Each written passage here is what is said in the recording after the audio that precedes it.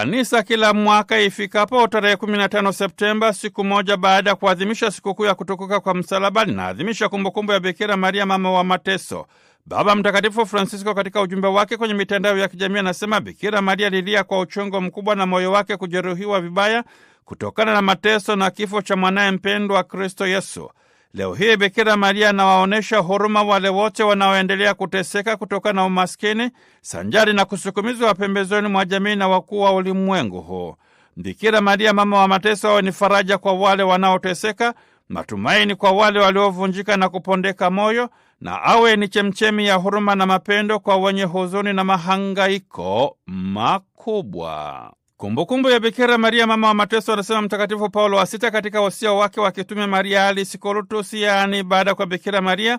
Huu ni mwaliko kwa waamini kutafakari kile kipindi maalumu katika historia ya ukombozi wa mwanadamu, na hivyo kumheshimu Bikira Maria aliyeshiriki kwa namna pekee mateso ya mwanaye mpendwa wa Kristo Yesu, kiasi hata cha kudiriki kusimama chini ya msalaba na kupokea maiti ya mwanaye.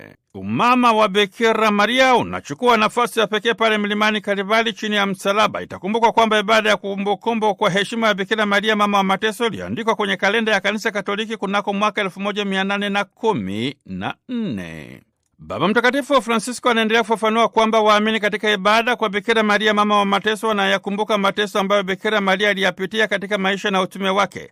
Kristo Yesu alipotolewa hekaluni, mzee Simeoni alitabiri kwamba upanga utaingia moyoni mwa Bikira Maria ili yafunuliwe mawazo ya mioyo mengi. Bikira Maria, Mtakatifu Yosefu pamoja na mtoto Yesu walilazimika kukimbilia ugenini huko Misri ili kusalimisha maisha ya mtoto Yesu. Baba Mtakatifu anasema Bikira Maria na Mtakatifu Yosefu waliingiwa na wasiwasi na hofu kubwa, wakaanza kumtafuta mtoto Yesu kwa muda wa siku 3 bila mafanikio, na hatimaye wakamkuta Yesu akiwa hekaluni. Katika njia ya msalaba, Bikira Maria alikutana na Yesu, akamsindikiza hadi pale mlimani Kalvari. Chini ya msalaba akashuhudia kifo chake, wakamteremsha kutoka msalabani na kumkabidhi Bikira Maria.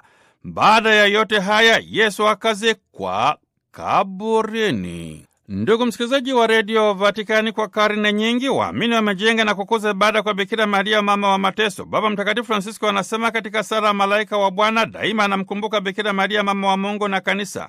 Huyu ni mama aliyejisadaka na kujitoa kwa ajili ya wengine, kama ilivyokuwa kwenye harusi ya Kana ya Galilaya.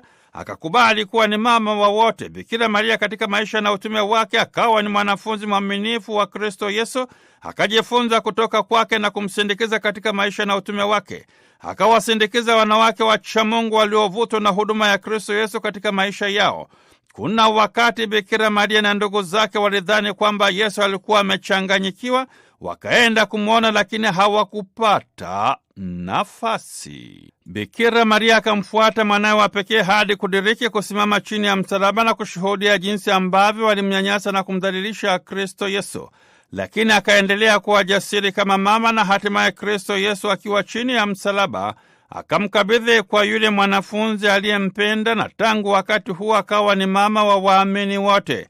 Ni mama aliyeshirikiana na kushikamana na mitume wa Yesu katika kusali. Baba Mtakatifu anasema Bikira Maria aliendelea kuwa ni mama na mwanafunzi hodari wa Kristo Yesu, mwaliko kwa waamini kumtafuta ili kukimbilia ulinzi na tunza yake ya kimama. Bikira Maria ni mfano hai wa utimilifu wa kanisa. Hata kanisa kwa kuutazama utakatifu wa Bikira Maria, kwa kuiga upendo wake na kutimiza mapenzi ya Mwenyezi Mungu, linakuwa pia ni mama, kwani kwa njia ya mahubiri na sakramenti ya ubatizo linazaa watoto waliotungwa kwa uwezo wa Roho Mtakatifu, na hivyo kuzaliwa kwa Mungu kwa uzima mpya usiokufa.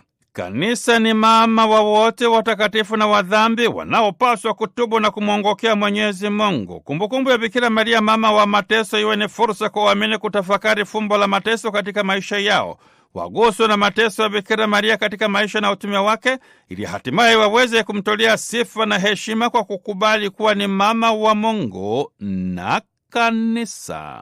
Kutoka studio za redio Vatikani, mimi ni mtoto wa mkulima, Padre Richard Mjigwa.